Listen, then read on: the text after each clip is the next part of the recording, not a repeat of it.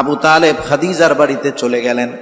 খাদিজার কাছে গিয়ে বলতেছে, খাদিজা, জানতে পারলাম আপনি আপনার ব্যবসায়ী কাফেলার জন্য একজন বিশ্বস্ত মানুষ তালাশ করতেছেন। সেই বিশ্বস্ত মানুষ যদি আমার ভাতিজা মুহাম্মদকে দেওয়া হয়, দায়িত্ব দেওয়া হয়, আপনি কি সম্মত আছেন নাকি?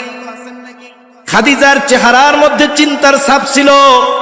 যখন শুনতে পারলো মুহাম্মাদের কথা, সাথে সাথে চেহারা থেকে চিন্তার ছাপ দূর হয়ে গেল। কিছু বলার আগেই আবু তালেব বুঝতে পেরেছে এই প্রস্তাবে তিনি সম্মত আছেন। খাদিজা এবার বলে, এই দায়িত্ব যদি মুহাম্মদ গ্রহণ করে, এর চাইতে উত্তম আর কি বা হতে পারে। তার মানে খাদিজাও আশা করে এরকম লোক।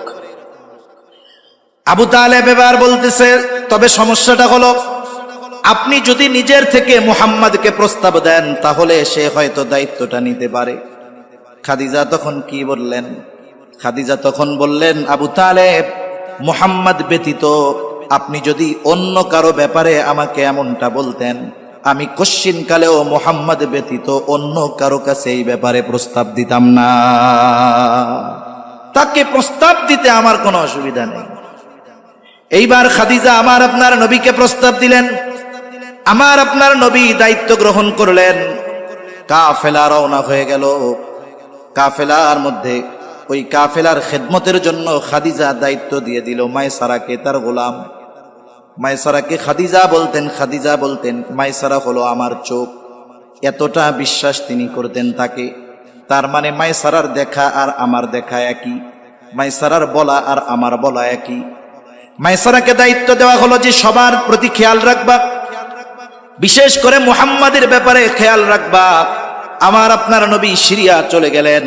যে পণ্যগুলো নিয়ে গেছেন প্রায় দ্বিগুণ লাভে নবী বিক্রয় করলেন। আবার সিরিয়া থেকে যেই পণ্যগুলো কিনে আনলেন, মক্কার বাজারে ওই রকম প্রায় দ্বিগুণ লাভে নবীজি বিক্রয় করলেন। লম্বা এক সফর শেষে নবীজি আসছেন। খাদিজার কাছে সব কিছু বুঝাইয়া দেওয়া হলো। খাদিজা মায়সারার কাছে গোটা সফরের কারগুজারি শুনতে চায়। কারগুজারি শোনাইল। বিশেষ করে আমার আপনার নবীর ব্যাপারে কয়েকটা আশ্চর্যজনক ঘটনা সে বর্ণনা করলো। একটা ঘটনা সে বলতেছে, গোটা আকাশের কোথাও কোনো মেঘ নাই, প্রচন্ড রোদ, কিন্তু মুহাম্মাদের সাথে যখন আমরা পথ চলতাম, সব সময় এক খণ্ড মেঘ মুহাম্মাদকে সব সময় ছায়া প্রদান করত। এটা ছিল দুইজন ফেরেশতা, তারা তাদের ডানা দিয়ে নবীজিকে রৌদ্রের কষ্ট থেকে হেফাজত করতেন। আবার আরেকদিন ঘুমায় আছে মুহাম্মদ গাছের ছায়ায়।